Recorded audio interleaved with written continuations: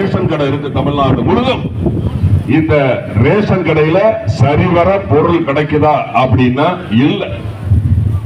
இந்த மாசம் போனா அடுத்த மாசம் வாங்குறான். பருப்பு கேட்டா பருப்பு இல்லைங்கிறான். பாமாயில் ஆயில் கேட்டா ஆயில் இல்லைங்கிறான். சுகர் மட்டும் இருக்கு, சர்க்கரையை மட்டும் வாங்கிட்டு போங்கிறான். சர்க்கரை வச்சு சாப்பிட முடியுமா? சோறு பொங்கி சாப்பிட முடியுமா? இதெல்லாம் ஏன் உங்க கண்ணுக்கு தெரியல திரு சக்கரபாணி அவர்களே? நீங்க தானே உணவுத்துறை அமைச்சர். இல்ல பொங்கலுக்கு நீங்க பொருள் கொடுத்தீங்களே, எப்படி இருந்துச்சு அந்த பொருள் திரு சக்கரபாணி அவர்களே? போன வருடம் நினைக்கிறேன். எப்படி இருந்தது அந்த பொருள்? பூச்சியாக அந்த சர்க்கரை, அந்த பாயாசம் கூட அந்த வெள்ளம் வந்து எவ்வளவு மட்டமா இருந்தது. இப்படி ஒரு தொகுப்பு பொருளை நாங்களா கேட்டோம், நீங்க தானே கொடுத்தீங்க. இப்ப இந்த வருஷம் ஏதோ பணமா கொடுத்துட்டாங்க. என்னமும் போங்க எப்படியும் போங்க அப்படின்னு. ஏன்னா இவங்க வந்து மக்களுக்கான அரசே கிடையாது. திராவிட முன்னேற்ற கழகம் கொள்ளை அடிக்கிற அரசு. எந்த ஒரு திட்டத்தை கொண்டு வந்தாலும் அவங்களுக்கு அதுல லாபம் வர்றதா பார்ப்பாங்க. அப்ப இந்த மாவட்டத்தை சார்ந்த அமைச்சர் அவர்கள் ஏன் ரேஷன் பொருளை சரியா கொடுக்கல கேட்டா டெண்டர் விடலங்கிறாங்க. நீ டெண்டர் விட வேண்டியதானே? இதை விட உனக்கு வேற என்ன?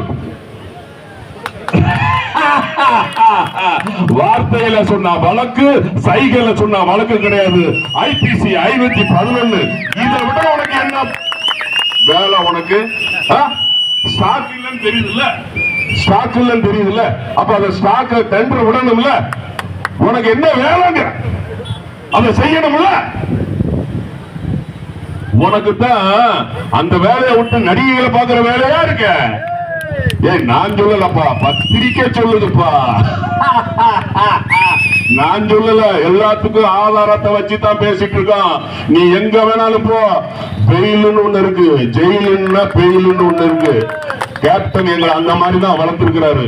ரைட்டுனா ரைட்டு, தப்புனா தப்பு. வெட்டு ஒண்ணு, துண்டு ரெண்டு. என்ன மக்களுக்கு உனக்கு என்ன செய்யற வேலையை விட்டு வேற என்ன வேலை உனக்கு? நீ அதை சரியா செய்ய வேண்டியது தானே? அரிசி இல்ல, பருப்பு இல்ல. அப்ப அந்த டெண்டரை முதல்ல விட்டுருக்க வேண்டியது. ஏன் விடல? டாஸ்மார்க்ல சரக்கு இல்லைன்னா மட்டும் உடனே சரக்கை இறக்க தெரியுதுல உனக்கு? டாஸ்மார்க்ல சரக்கு இல்லைன்னா உடனே இறக்க தெரியுதுல்ல சரக்க? அப்ப மக்களுக்கு ஏன் அரிசி பருப்பை ஏன் கொடுக்க மாட்டுக்க? டெண்டர் விடலங்கிறாங்க. அதுக்கு 1008 காரணத்தை வேற சொல்றாங்க. அப்போ மக்கள் நீங்க தான் இதை யோசிக்கணும். 40 எம்பி கிடைச்சிட்டு விக்கிரவாண்டி இடைத்தேர்தலில் ஜெயிச்சிட்டு இப்ப மக்களுக்கு அவங்க கொடுத்த பரிசு இந்த மின் கட்டண உயர்வு. இந்த மின் கட்டண உயர்வு கேட்டா அதிமுக மத்திய அரசோட உதய மின்